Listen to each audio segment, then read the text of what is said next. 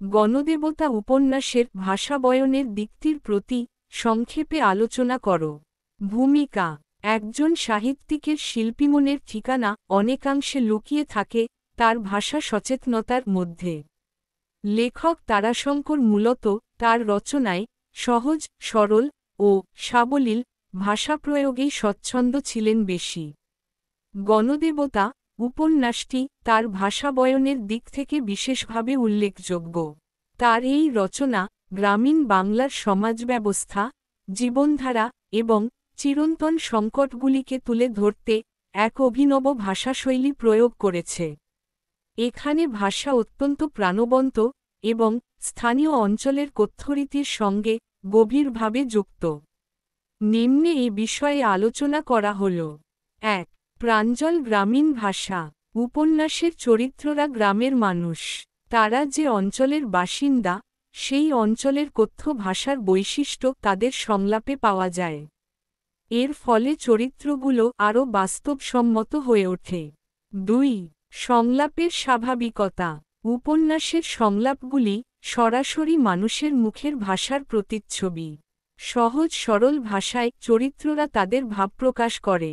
এতে সাধারণ মানুষের দৈনন্দিন জীবন এবং চিন্তাধারা প্রকট হয়ে ওঠে। ৩. লোকজ উপাদানের ব্যবহার। আঞ্চলিক প্রবাদ, লোকগীতি এবং প্রচলিত বিশ্বাসগুলো ভাষায় উঠে এসেছে, যা গ্রামীণ বাংলার সংস্কৃতিকে জাগ্রত করে।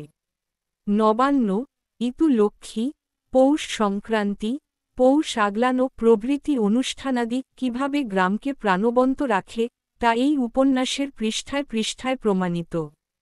৪. ভাষার অন্তর্নিহিত আবেগ। উপন্যাসের ভাষা সরল হলেও এর মধ্যে গভীর আবেগ এবং দার্শনিকতা নিহিত। এটি কাহিনীর চরিত্র এবং পরিস্থিতিকে জীবন্ত করে তোলে। এই উপন্যাসে চণ্ডীমণ্ডপ শুধুই একটি প্রতিষ্ঠান নয়, চরিত্রও হয়ে ওঠে। ৫. প্রাকৃতিক বর্ণনার সঙ্গে সংলাপের মিশ্রণ। উপন্যাসে প্রাকৃতিক দৃশ্যপট এবং সংলাপ একসঙ্গে বুনে দেওয়া হয়েছে। এর ফলে চরিত্রদের দৈনন্দিন জীবন এবং প্রকৃতির সঙ্গে তাদের সম্পর্ক আরও গভীরভাবে প্রকাশ পেয়েছে। ৬. শ্রেণীচেতনা এবং ভাষার বৈচিত্র্য। উপন্যাসে বিভিন্ন শ্রেণীর মানুষের ভাষার মধ্যে পার্থক্য সুস্পষ্ট। এই উপন্যাসের ন্যায়রত্ন ও বিশ্বনাথ চরিত্রের উপস্থাপনে দুই কালের দুই বিপরীত ভাবাদর্শের বিষয়টি ফুটিয়ে তোলা হয়েছে। ৭. উপমা ও রূপকের ব্যবহার। তারাশঙ্কর স্থানীয় উপমা ও রূপক ব্যবহার করে জটিল বিষয়গুলো সহজ ভাষায় ব্যাখ্যা করেছেন। এতে ভাষার গভীরতা বাড়ে এবং কাহিনীর বোধগম্যতা বৃদ্ধি পায়। ৮. রাজনৈতিক ও সামাজিক ভাষার প্রতিফলন।